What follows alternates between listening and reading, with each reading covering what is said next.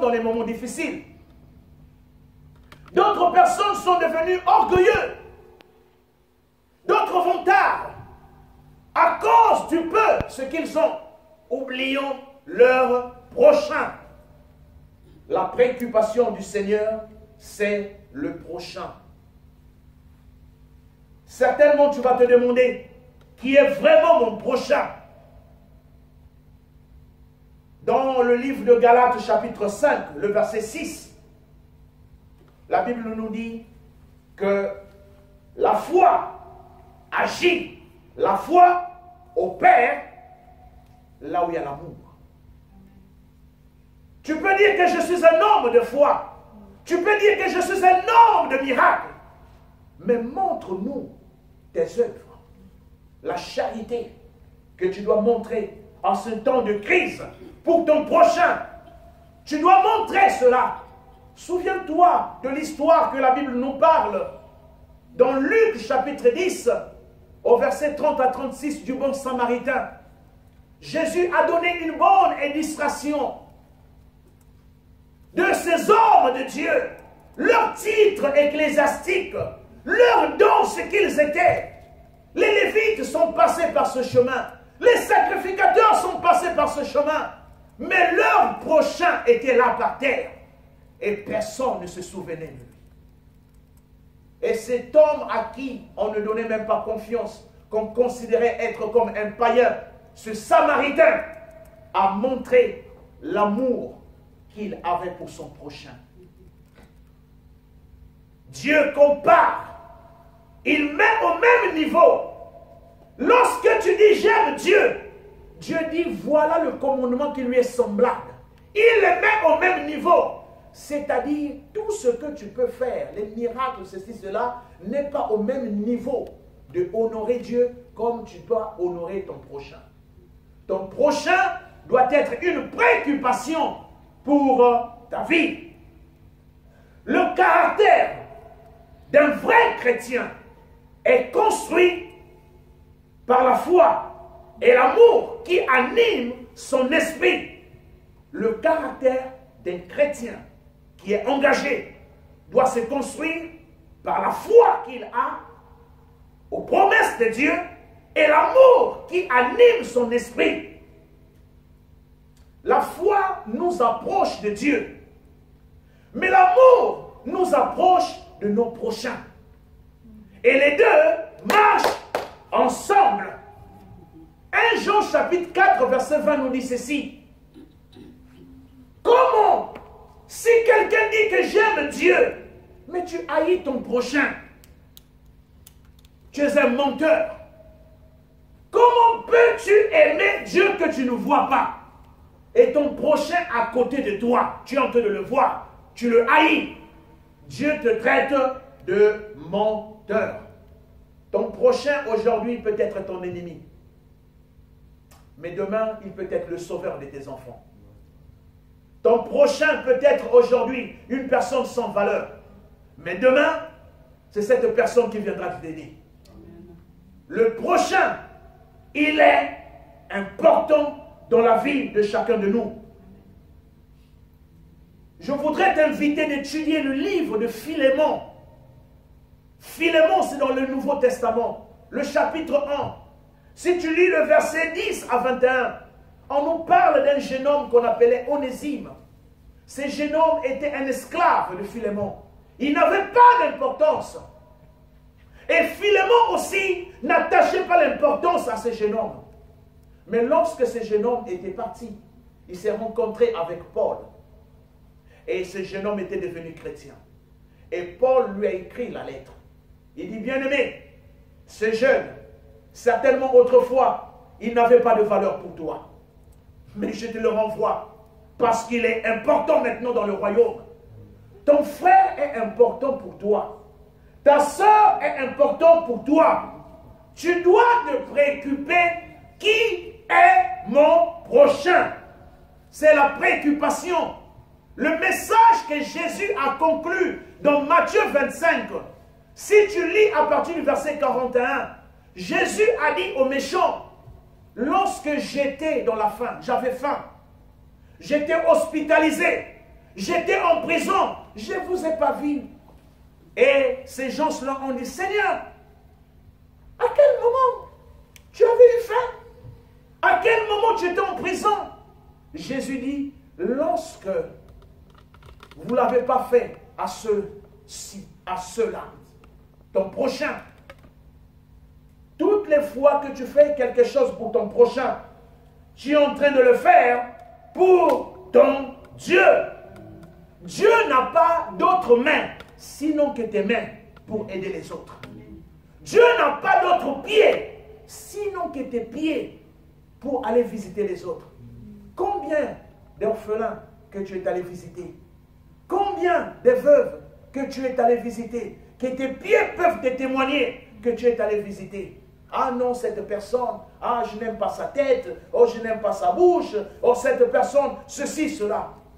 C'est toi, mon frère, ma soeur, qui dois continuer l'œuvre que le Seigneur a accomplie sur cette terre.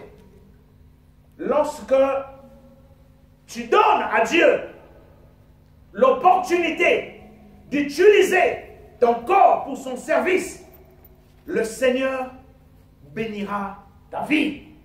Le Seigneur comblera ta vie. Certainement, tu peux te dire, mais Seigneur, je ne suis pas prophète. Seigneur, je n'ai pas l'argent. Seigneur, je n'ai pas une voiture pour aller visiter. Mon frère, quelque chose que je peux te dire. Tout ce que Dieu a besoin, il a besoin des hommes et des femmes disponibles pour son œuvre. Je ne sais pas si tu es disponible pour l'œuvre de Dieu. Je ne sais pas si tu es disponible pour continuer la propagation de l'évangile de Christ. Pour atteindre ton prochain, Dieu doit passer par toi. Dieu doit manifester son amour, qu'il existe à travers toi. Il y a des habits parfois dans ta maison que tu ne portes plus. Mais tu ne fais que entasser. Quelque part, il y a des gens qui en ont besoin. Il y a des orphelins qui ont besoin d'un papa. Il y a des orphelins qui ont besoin d'un parrain. Tu peux prendre cela. Et tout ce que tu donneras, tu es en train de garder ta part dans le royaume de Dieu. Crois-le que le Seigneur, il se préoccupe de ton prochain. Dieu veut que tu sois disponible. Dans Ésaïe chapitre 6, le verset 8 à 9, Dieu a posé la question à Ésaïe. Il demandait, qui enverrai-je? Qui marchera pour nous? Ésaïe a dit, Seigneur, me voici, envoie-moi. Est-ce que toi aussi tu peux dire, Seigneur, je suis disponible? Mon frère, toi qui es en train de me suivre, tu es assis à la maison. Le Seigneur te pose la question. Est-ce que tu peux te rendre disponible pour son ministère? Certainement tu diras, je ne suis pas prophète. Mais tu connais faire ce qui est bien. Tu connais faire ce qui est bon. Pourquoi ne le fais pas-tu? Pourquoi tu ne le fais pas? Pourquoi tu ne le fais pas? Tu diras, Seigneur, je n'ai pas étudié la Bible. Mais la parole est proche de toi. Tu le connais dans ton cœur que je dois faire le bien. Pourquoi tu ne le fais pas?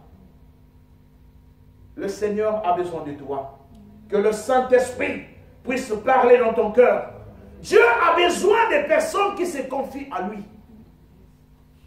Dieu n'a pas besoin des belles personnes qui ont de belles tailles, des personnes qui savent bien parler. Non! Dieu a besoin des gens qui sont disponibles. Disponibles dans leur cœur. Disponibles à n'importe quel moment. Est-ce que tu penses sincèrement du fond de ton cœur que tu es disponible pour Dieu? Lorsque tu dors, tu te réveilles. Est-ce que tu es disponible pour Dieu? Hier soir, à 1h du matin, presque 2h, je finissais de prier. Lorsque j'ai mis ma tête sur le lit, je parlais au Seigneur. Seigneur, est-ce que ce que je suis en train de faire te plaise? Est-ce que je suis en train de faire même un peu de ce que tu me demandes? Tu dois te préoccuper. Tout sur cette terre, un jour va s'arrêter. Nous avons vu l'exemple avec cette maladie. Tout était arrêté. Les économies du monde Il en sera ainsi. Mais tes œuvres témoigneront pour toi. Tes œuvres parleront pour toi. Est-ce que tu te souviens de ton prochain qui est en train de mourir? Quelle est la préoccupation qui anime ton cœur? Quelle est la pensée qui anime ton cœur? Dieu a besoin de toi, que tu sois disponible. Lorsque tu es disponible, le Seigneur se révélera en toi. Dieu, il connaît ceux qui lui appartiennent. Dieu, il connaît toute personne qui s'engage pour lui. Lorsque tu t'engages, le Seigneur, il voit quel est l'esprit qui est derrière cette motivation. Lorsque tu chantes pour lui, est-ce que tu le chantes du fond de ton cœur? Quel est l'esprit qui t'anime? Nous avons vu plusieurs personnes, parce que l'autre a fait quelques clips. Il va mettre sa face, sauter, danser. Pourquoi? Quelle est la motivation? Parce que le monde entier va voir. Oh, elle aussi était là. Pourquoi tu as chanté pour le Seigneur? Oh non, parce que c'est à la mode. J'ai chanté. Il y a des chansons et chansons. Tu peux chanter, mais cette chanson, Dieu ne connaît pas. Lorsque le ciel reconnaît cette chanson, lorsque tu chantes, il y a une bénédiction. J'ai suivi le témoignage d'un frère. C'est une parenthèse que je voulais parler. Et ce frère, dont la vision se trouvait devant le paradis. Et le frère voulait rentrer. Il a vu une voiture rentrer qui est venue prendre les justes qui étaient morts sur la terre, rentrer. Et le frère voulait rentrer. On l'a dit que tu ne peux pas rentrer. Pour rentrer, pour que les portes s'ouvrent, tu dois chanter les louanges de l'Éternel. Et le frère a dit, il s'est souvenu d'un musicien qui est beaucoup connu, je ne dis pas peut-être le nom. Il a commencé à chanter sa chanson. Il a commencé à chanter. Et le frère a constaté la robe qu'il avait commencé à se déchirer. Et il commençait à pleurer. L'ange l'a dit, on ne connaît pas cette chanson ici. Il dit, mais c'est un frère chrétien. Oui, mais il chante pour son ventre. Il ne chante pas pour Dieu. Dieu ne connaît pas cette chanson.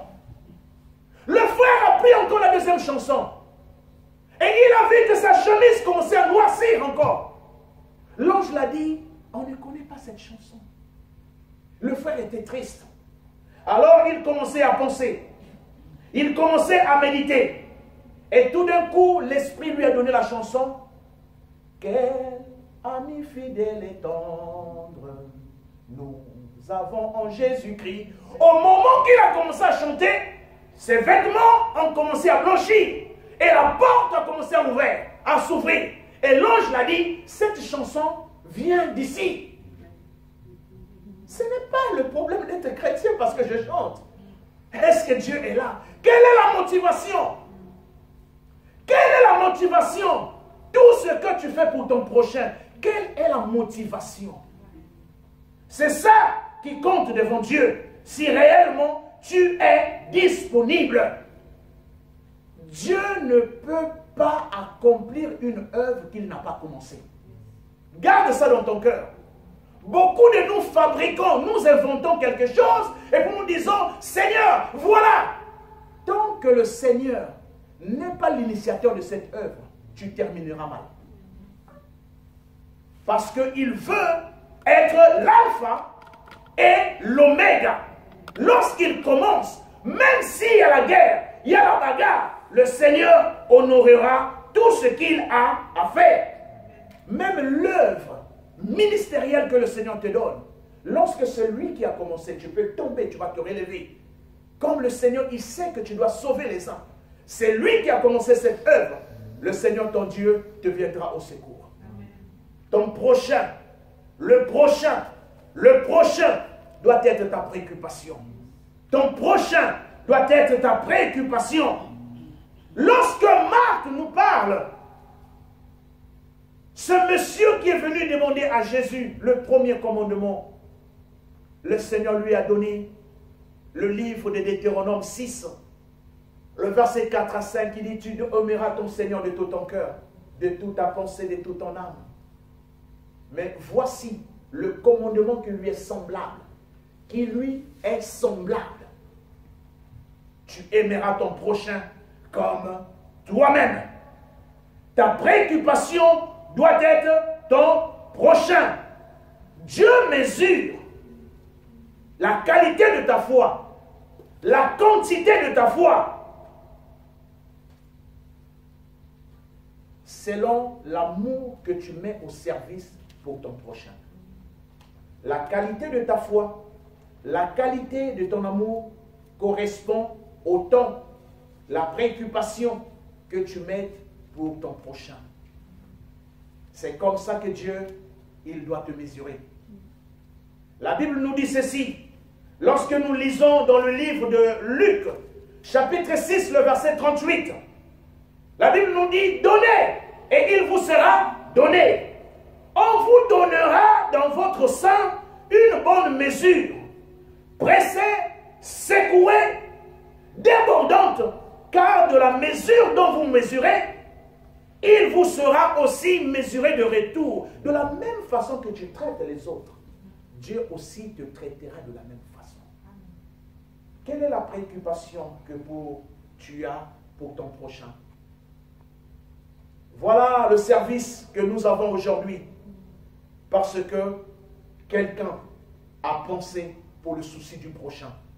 Parce que les hommes se sont levés pour que le prochain qui est assis quelque part reçoive quelque chose de Dieu. La grandeur de ta richesse spirituelle, la grandeur du degré d'amour sincère qui anime ton cœur correspond au bonheur que tu donnes pour les autres. Je ne sais pas lorsque les autres, ton prochain, il te voit. Je ne sais pas si tu es content, s'il est content ou pas. Ceci est passé en Afrique. Il y avait un monsieur, il était riche. Ce monsieur, devant sa parcelle, il y avait une petite poubelle. Il y a un fou qui passait sa nuit tout juste à côté. Et chaque matin, lorsque le monsieur partait au travail à son retour, il amenait toujours quelque chose, un cadeau. Il donnait à ce fou-là. Et le fou lui disait, moi aussi je vais te donner un cadeau. Moi aussi je vais te donner un cadeau. Le monsieur prenait cela à la blague, parce qu'il est un fou. Il donnait toujours. Mais un jour, le fou, il a appris un morceau de carton. Il a écrit, si c'était toi à ma place. Et le monsieur s'est arrêté, il a donné au monsieur. Le monsieur a pris ça. Si c'était toi à ma place. Il est rentré dans sa maison. Il dit, la femme l'a posé la question, mais c'est quoi? Il dit que non, c'est mon ami, le monsieur qui est toujours, qui dort toujours le fou là. Celui qui m'a dit, mais c'est ça que tu dois. Je te dis, non, non, non, non. Je dois rester là. Et le monsieur, il a posé ça aux cheveux.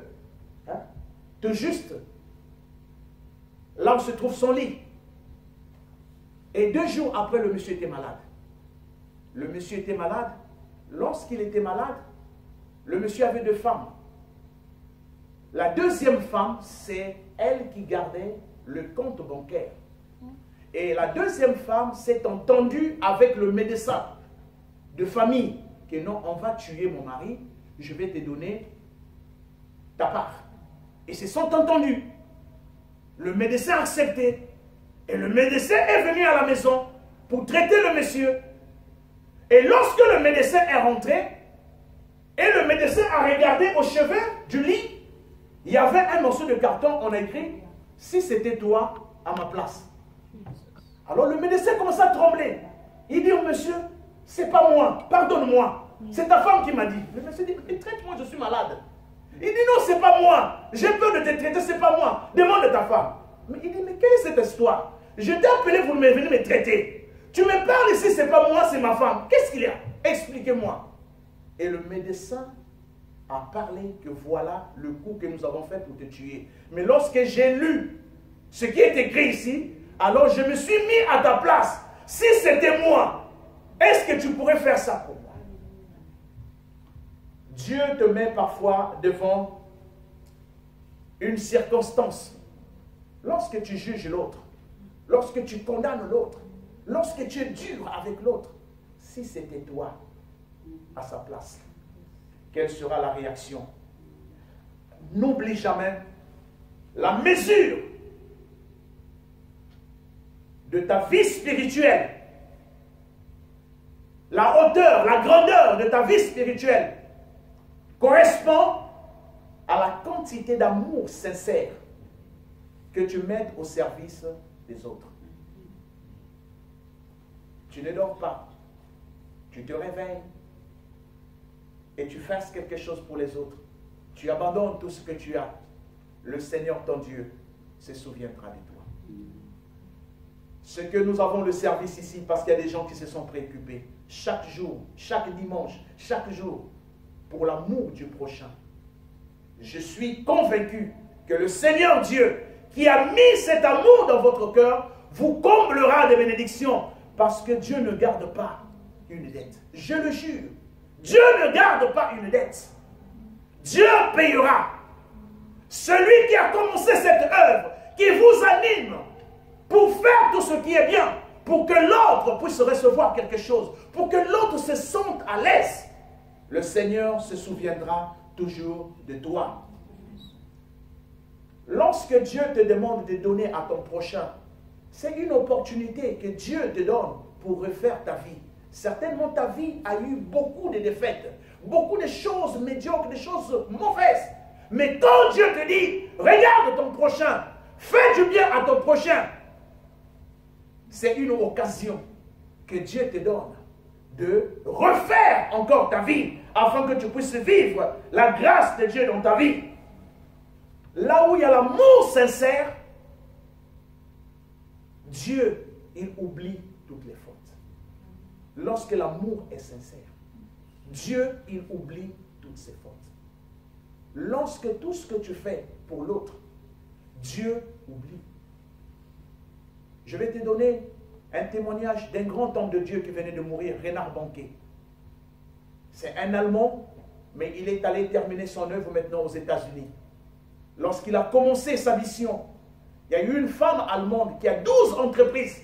Cette femme-là, elle a dit que non, tu as un don de Dieu, je vais financer ton ministère.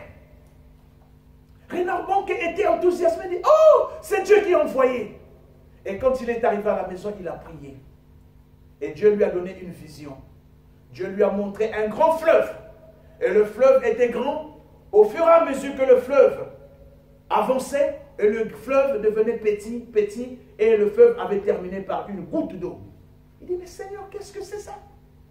Dieu dit, toi tu vois l'œil de tes yeux.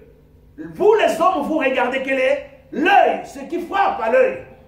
Si cette femme vient pour soutenir ton ministère, regarde comment ton ministère terminera. Quel est l'esprit qui anime cette femme pour venir soutenir ton œuvre? Le cadeau que tu donnes à l'autre, tu le donnes comment? Est-ce que tu le donnes pour que l'autre puisse dire que, oh, un tel m'a donné? Ou bien tu donnes et tu disparais. Au moment qu'il veut te dire merci, tu es déjà parti. Donne merci à Dieu. Quel est l'esprit qui anime tout ce que tu fais pour ton prochain? Les dons spirituels que Dieu nous donne, c'est pour le prochain. Le ministère que Dieu nous donne, c'est pour le prochain. La preuve que nous venons de voir, les pasteurs de 10 000 membres, ils se sont retrouvés seuls. Tu n'es pas pasteur si l'autre n'est pas là. Tu es pasteur parce que l'autre est là. Ton don peut parler parce que l'autre est là. Mais si l'autre n'est pas là, à quoi servira ton don? Nous sommes utiles dans la maison de Dieu. On doit s'entraider. Ton ennemi, ce n'est pas ton frère. Ton ennemi, ce n'est pas ta sœur. Nous avons un seul ennemi. Il s'appelle le diable. Tout ce que tu sèmes, sache que tu vas récolter cela. Sur cette terre, tout se transforme, rien ne se perd. Tout se transforme. Si tu prends l'eau liquide, si tu mets au congélateur, ça deviendra quoi? De la glace.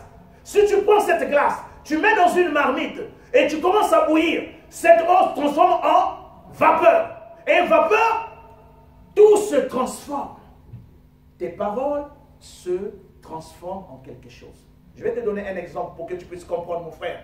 Tu as l'habitude de jeûner à la maison. Lorsque tu jeûnes, qui souffre, c'est ton corps physique, mais qui gagne, c'est ton esprit. Comment tu peux traduire cette conversion? Tu pries, c'est ta bouche qui souffre, c'est ton corps qui souffre, mais c'est ton âme intérieure qui gagne tout ce que tu es en train de faire. Lorsque tu viens au secours de l'autre, le Seigneur, ton Dieu, il transfère ce bien en bénédiction qui est réservé pour toi quelque part. Tout ce que tu fais, ne regarde pas l'autre. Regarde, je le fais pour le Seigneur. Parce que le Seigneur, comment tu peux aimer le Seigneur que tu ne vois pas? Mais ton frère que tu vois, tu ne l'aimes pas. C'est contradictoire. Commence à aimer celui que tu vois. Commence à honorer, à respecter cette personne que tu es en train de voir. Commence à avoir du respect et de l'amour pour cette personne. Et le Seigneur, ton Dieu, te comblera de bénédictions. L'autre doit être le sujet qui doit te préoccuper chaque jour. Lorsque tu dors, tu te réveilles. Est-ce que l'autre a mangé? Est-ce que l'autre, il se sent bien? Ton coup de fil fera du bien. Ton sourire fera du bien. Ta visite fera du bien à l'autre. On ne donne toujours pas l'argent, mais tu peux donner ton amour. Tu peux donner ton temps. Tu peux donner ton écoute. Il y a de ces personnes, lorsque vous les croisez, cette personne peut prendre même 2 heures. Je suis habitué à ça. La personne m'appelle, papa, papa, regarde, regarde. La personne commence à parler, même 2 heures, il faut le laisser son cœur parler. Laisse son cœur parler. Tu dois te préoccuper de ton prochain. Lorsque tu te préoccupes de ton prochain, ton problème, le Seigneur s'en occupera. Pratique ceci et tu verras. Mets le prochain devant toi. Tu verras, même dans ton ministère, même dans tout ce que Dieu est en train de faire en toi, élève les autres. Dieu te lèvera plus que les autres. Préoccupe-toi des autres et le Seigneur te bénira. Mon frère, ma soeur, le Seigneur nous demande de se préoccuper de notre prochain. C'est le message que nous avons voulu partager avec toi. Ton amour n'est rien d'autre. Si toi, tu n'agis pas pour montrer cette sincérité envers ton prochain. Tu diras certainement, mais il m'a injurié, il m'a fait ceci, il m'a fait cela. Alors Jésus te dira, lorsque j'étais sur la croix, je pouvais dire, Père, je n'accepte pas. Mais le Seigneur a accepté à cause de toi. Le Seigneur a été déshabillé à cause de toi. Il était devenu nu. On l'a frappé. Le pire, on n'a pas jugé le Seigneur Jésus la journée. Mais la nuit, il faisait froid. La Bible nous dit, il y a des personnes qui avaient allumé le feu parce qu'il faisait froid. C'est en ce moment qu'on jugeait le Seigneur. On lui a frappé parce qu'il a eu le souci de nous. Et le Seigneur n'a plus d'autres pieds, d'autres mains, d'autres bouches, sinon que toi, mon frère, ma soeur. Va et sauve l'autre. Certainement, il y a des personnes que tu avais oubliées quelque part, mais ces personnes t'attendent. Derrière toi, Dieu a mis une liste de personnes qui doivent être sauvées. Si toi, tu fermes ta bouche et tes pieds, tu vas chasser et détruire ces personnes. Par ton caractère, tu vas détruire les âmes, alors que ces âmes devaient être sauvées à travers de toi. Et le Seigneur te demandera le compte. Fais l'œuvre de Dieu avec l'amour. Souviens-toi que tu as été sauvé, afin que par toi, le Seigneur sauve aussi les autres. Quelqu'un est en train de mourir quelque part. Mais Dieu t'a élevé par ta prière pour que tu viennes au secours de l'autre. Que le Saint-Esprit puisse mettre ce poids dans ton cœur et que tu puisses savoir que je ne peux pas aimer le Seigneur que je ne vois pas en haïssant mon frère, en rejetant ma soeur. Mais je dois recevoir tout le monde, car il a dit, venez à moi, vous tous qui êtes chargés. Jésus pouvait faire la distinction. Il pouvait dire, non, toi tu viens, toi tu ne viens pas. L'apôtre Jacques, dans Jacques chapitre 12, 2, nous dit ceci. Mes frères, c'est ce que vous faites dans vos églises. Celui-là, il est bien habillé. Ouh, viens t'asseoir ici. Et l'autre, il est mal habillé. Ouh, toi, tu peux t'asseoir là-bas. Que faites-vous? Notre Dieu ne fait pas la division. Tous, nous sommes importants. Nous formons une équipe. Là où tu es, mon frère, notre souci de te voir continuer avec le Seigneur. Le Seigneur Jésus reviendra. Lève-toi et prends l'œuvre de Dieu en main. Marche, parle du Seigneur. Les circonstances ne peuvent pas t'arrêter. Que l'amour de Dieu inonde ton cœur. Que l'amour de Dieu remplit ton cœur. Que le Seigneur Dieu continue à te sanctifier. L'amour sanctifie. L'amour sanctifie. Il y a un frère qui a dit, pendant ce confinement, j'attendais à recevoir quelque chose des pasteurs. Mais je n'ai rien vu. Mais j'ai vu les gens du monde ont donné des cadeaux par-ci, par-là. Ton amour, tout ce que tu investis, le Seigneur te le rendra. Il te le rendra. Il te le rendra. Que tu le veuilles ou pas, il te le rendra. Il te le rendra. Le Seigneur te le rendra. Tout ce que tu fais, ton temps, le problème soit disponible. Sois sincère dans tout ce que tu fais. Même le peu que tu es en train de faire, sois sincère. La vraie dîme, ce n'est toujours pas peut-être d'apporter la dîme et donner à l'église. La vraie dîme aussi, prends cet argent, achète quelque chose, va visiter les veuves, va visiter les pauvres, viens les soutenir. Et le Seigneur te comblera. Que le Saint-Esprit te parle. Dieu te dit, ton prochain, le prochain, il est plus important. Tu te préoccupes de tes activités, tu te préoccupes de ton chien, tu te préoccupes de ton travail. Mais le prochain en train de mourir, il a besoin de ta présence. Il a besoin de ton sourire. Il a besoin de ta prière. Que fais-tu? Le Seigneur te dit, avant que tu puisses m'aimer, aime ton prochain. Aime ton prochain. Quelles sont les pensées que tu as envers ton prochain? Pourquoi tu es en guerre? Pourquoi ton cœur est en guerre envers ton prochain? Si ton prochain n'était pas, toi aussi tu ne pourrais pas être. Personne ne peut réussir seul. Aucun pays ne peut dire que nous avons réussi seuls. Ils ont besoin toujours des étrangers. Et nous aussi, en tant qu'enfants de Dieu, Dieu passe toujours par quelqu'un. Moïse seul ne pouvait pas réussir. Il avait les anciens. Il avait toutes ces personnes avec lui. Vous êtes, voilà pourquoi nous sommes. Si nous sommes, vous êtes. Tu es plus important et moi aussi je suis important. Ensemble, nous formons une force. Que le Seigneur te comble, que le Seigneur te bénisse, au nom puissant de Jésus-Christ. Amen. Que toute la gloire soit à notre Seigneur, que toute la gloire soit à notre Dieu, que le Saint-Esprit puisse te... Le Seigneur a besoin de toi. Tu dois t'en soucier de ton prochain.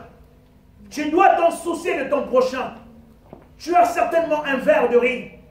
Tu as certainement un verre d'eau. Appelle ton prochain. Fais-lui plaisir, fais-lui rire. Le prochain attend quelque chose de toi. Ce n'est pas un problème de l'Europe. Oh, nous sommes en Europe, chacun pour soi. Non. C'est l'amour que Dieu veut que tu puisses montrer. Et que le Saint-Esprit puisse te parler au nom puissant de Jésus-Christ. Je vais vous inviter à la prière. Nous allons chanter et nous allons prier.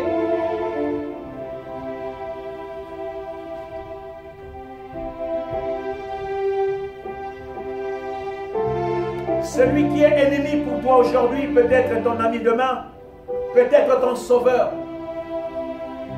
Celui que tu as rejeté certainement, c'est cette personne qui viendra te soutenir. Mais le problème, parce que tu n'avais pas compris, la personne que tu haïssais dans le travail que tu es en train de faire, c'est cette personne qui devait te donner l'intelligence. Mais tu n'avais pas compris. Tu n'avais pas compris la volonté de Dieu. Mais le Seigneur a mis l'autre devant toi pour t'aider, pour te compléter ce que tu n'avais pas. Tu dois demander la sagesse de Dieu pour que tu puisses comprendre qui est mon prochain. Le bon Samaritain, il avait compris. Il a pris ce monsieur, il l'a mené à l'hôtel. Il a dit, voilà le pain que j'ai. Soignez-le. S'il manque, à mon retour, je vais compléter. Le Seigneur a besoin de toi. Ton prochain doit être un souci pour toi. Certainement, tu es assis sur le fauteuil. Tu es en train de rire. Le prochain est en train de mourir. Le prochain, certainement, t'avait demandé que tu ailles le visiter, mais tu n'es pas parti. Le prochain avait besoin de ton appel, mais tu ne l'as pas fait. Parce que tu t'es préoccupé de tes actions, de tes activités. Le prochain est en train de mourir. Le Seigneur te dit, avant que tu puisses m'aimer, regarde le prochain. Commence par le prochain. Commence par lui. Car c'est lui qui a fait du bien au prochain. C'est à moi qu'il l'a fait. Que le Saint-Esprit puisse t'animer. Que ton corps puisse se révolter. Et que tu te lèves. Et que le Seigneur puisse parler à travers de toi. Dans le nom de Jésus-Christ. Père, c'est au nom de Jésus que je voudrais remettre mon frère, ma soeur. Certainement on s'est dit, je ne suis pas pasteur, je ne suis pas ceci, cela. Ce travail c'est pour les pasteurs. Mais le bon samaritain avait un peu d'argent. Il a amené l'autre à l'hôtel. Il dit, voilà le peu que j'ai. Traitez-le. À mon retour, je pourrai vous compléter encore ce qui manque. Saint-Esprit, tu as mis quelque chose entre nos mains. Tu nous as donné la capacité de parler, la capacité de marcher, la capacité de voir. L'autre est aveugle, il n'entend pas. Mais à nous, tu nous as donné l'oreille. On entend, mais on fait semblant. On voit, mais on fait semblant. L'autre est en train de mourir. Oh Jésus, comment pourrons-nous dire que nous t'aimons? Tu as dit, pourquoi m'appelez-vous Seigneur si vous ne faites pas ce que je vous demande? Le prochain est important devant toi, Seigneur. Tu es venu pour sauver ceux-là qu'on avait rejetés. Les prochains, les hommes riches, les pharisiens, les hommes qui se montraient, qui pensaient qu'ils étaient eux, Seigneur notre Dieu. Mais tu es venu ramasser ceux-là qu'on avait rejetés à la société. Parce que le prochain était en souci. Père, montre-moi mon prochain. Montre-moi mon prochain chaque jour. Lorsque je fais du mal à l'autre, c'est à moi-même que je suis en train de le faire. Tout s'arrêtera sur cette terre. Mais nos œuvres, comme le déclare le psaume 37, le verset 17 et 18, les bonnes œuvres des saints les accompagneront partout. Les hommes intègres, ces œuvres parleront. Aujourd'hui, Seigneur, les grands hommes de Dieu, nous continuons à témoigner pour eux. Adinabala, ces grands hommes qui ont prêché la parole. Ces hommes, mon Père, qui sont partis. Les William Branham, ces hommes qui sont partis. Les Tommy Osborne, ces hommes qui sont partis. Les Catherine Kuhlman, ces femmes qui sont parties. Mais leurs œuvres continuent à parler. Jésus, laisse que nos œuvres aussi continuent à parler. Laisse que nos œuvres continuent à parler. Car tu nous appelles à se soucier de l'autre qui est à côté de nous. Anime-nous, Seigneur. Touche ce frère, touche cette sœur. Et que son cœur soit libre. Qu'il pardonne à son prochain. Qu'il pardonne à son prochain. Qu'il pardonne à son prochain. Mais ensemble, nous sommes forts. Réanime-nous, Seigneur, de nouveaux ailes. Car nous sommes forts lorsque nous sommes ensemble. Bénis ton peuple. Je déclare, Seigneur, que son cœur soit libre de toutes sortes d'amertume, de toutes sortes d'angoisses, de toutes sortes de réserves, de toutes sortes de culpabilité. Mais que l'amour de Dieu sincère anime notre cœur. Comble-nous parce que tu es sincère, au nom de Jésus-Christ. Amen. Que le Seigneur nous bénisse tous.